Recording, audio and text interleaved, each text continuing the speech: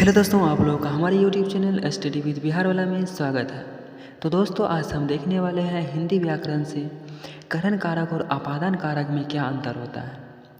बच्चे तो कारक समझ लेते हैं, लेकिन इन दोनों में क्या होते हैं, कन्फ्यूजन में रहते हैं कि करण कारक का यूज कहाँ पे हो रहा है और अपादान कारक का यूज कहाँ हो रहा है, क्योंकि इसमें जो है से विभक्ति का यूज दोनों जगह होता है। तो इसमें हम समझेंगे कि कहाँ पे से विभक्ति का योग करण कारक के लिए हो रहा है और कहाँ पे जो है से विभक्ति का प्रयोग जो है वह अपादान कारक के लिए हो रहा है। अगर आप हमारे यूट्यूब चैनल पे नए आए हैं तो इस वीडियो को लाइक और चैनल को सब्सक्राइब करना ना भूलें। तो चलिए हम स्टार्ट करते हैं, देखते हैं क्या होता है करण कारक और अपादान कारक। तो देखो यहाँ पे क्या लिखा हुआ है, करण कारक और अपादान कारक दोनों में ही से विभक्ति का प्रयोग होता है, लेकिन इनके अर्थ में बड़ा अंतर होता है। देखो दोनों में क्या होता है, करण कारक हो या अपादान कारक हो, दोनों में क्या होता है से विभक्ति का प्रयोग होता है, जिसमें क्या होता है बच्चे कन्फ्यूज हो जाते हैं कि कहाँ पे जो है करण कारक का यूज हो रहा है और कहाँ पे अपादान कारक का।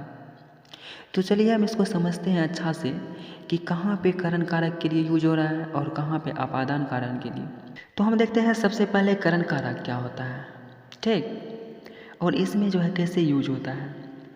तो देखो सबसे पहला है करण कारक। तो इसमें क्या करें, जब किसी काम को करने के लिए किसी साधन का प्रयोग किया जाता है तो वहाँ करण कारक होता है। देखो हम कोई भी काम कर रहे हैं तो वहाँ पे क्या हो, जब किसी काम करने के लिए साधन का प्रयोग किया जाता है, जैसे हम क्या कर रहे हैं, मैं कलम से लिखता हूँ तो यहाँ पे कलम क्या हो गया, साधन हो गया। कलम क्या हो गया, यहाँ पे साधन हो गया ना। साधन क्या होता है, साधन क्या होता है जब कोई चीज़ वस्तु प्रयोग करते हैं, काम में लाते हैं। जैसे मैं कलम से लिखता हूँ तो यहाँ पे कलम हो गया।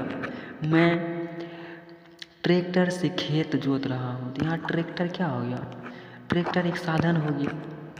जहाँ पे साधन का प्रयोग किया जाता है वहाँ करण कारक होता है। जैसे अगर हम इसका एग्जाम्पल देखते हैं, जैसे पहला एग्जाम्पल है मैं कलम से लिखता हूँ तो कलम यहाँ पे क्या है, साधन है जिसके द्वारा लिख रहा है। तो यहाँ पे कौन सा विभक्ति लग रहा है, से विभक्ति लग रहा है। तो किसके लिए लग रहा है, ये करण कारक के लिए लग रहा है। काहे करण कारक के लिए काहे लग रहा है, काहे कि किसी काम को करने के लिए अगर साधन का प्रयोग किया जाता है तो वहाँ करण कारक होता है। तो यहाँ पे क्या है, कलम क्या है, एक साधन है, ठीक। अब देखो वह गाड़ी से गया तो यहाँ पे भी यूज हो रहा है किसका, गाड़ी। गाड़ी क्या है, गाड़ी से गया तो यहाँ पे साधन यूज रहा है, यहाँ पे साधन यूज हो रहा है।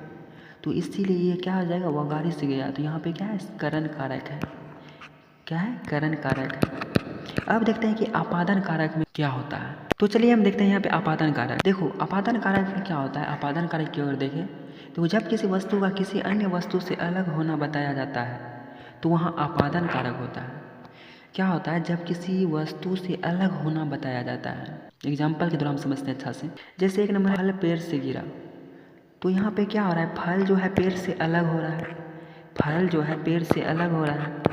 अलग होने की स्थिति में हम क्या करते हैं कि अपादान कारक का यूज होता है। जैसे फल पेड़ से गिरा तो यहाँ पे जो है से किसके लिए लग रहा है, अपादान कारक लग रहा है। क्या है, अपादान कारक। यहाँ पे क्या अर्थ है, अपादान का है कि अब अलग होने का अर्थ में जो है अपादान कारक हो जाता है। जैसे 2 नंबर एग्जाम्पल देखो, बच्चा माँ से अलग हो गया, बच्चा जो है माँ से अलग हो गया तो यहाँ पे जो है क्या हो रहा है, अलग हो रहा है ना।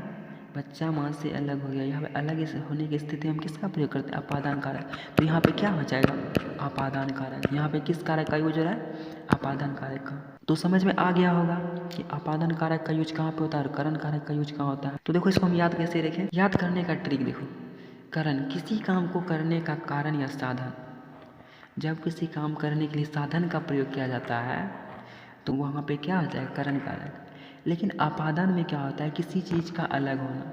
जैसे पेड़ से पत्ते गिर रहे हैं, जैसे पेड़ से पत्ते गिर रहे हैं तो यहाँ पेड़ क्या हो रहा है, पेड़ पत्ते से अलग हो रहे हैं तो यहाँ अलग होने की स्थिति में क्या हो जाएगा, अपादान कारक। लेकिन जब किसी काम करने के लिए साधन का प्रयोग किया जाए तो वहाँ पे करण कारक का यूज हो रहा है। जैसे मैं गिलास से पानी पी रहा हूँ, यहाँ गिलास क्या है, एक साधन है, गिलास के द्वारा पानी पी रहे हैं तो यहाँ पे इसलिए करण कारक हो जाएगा।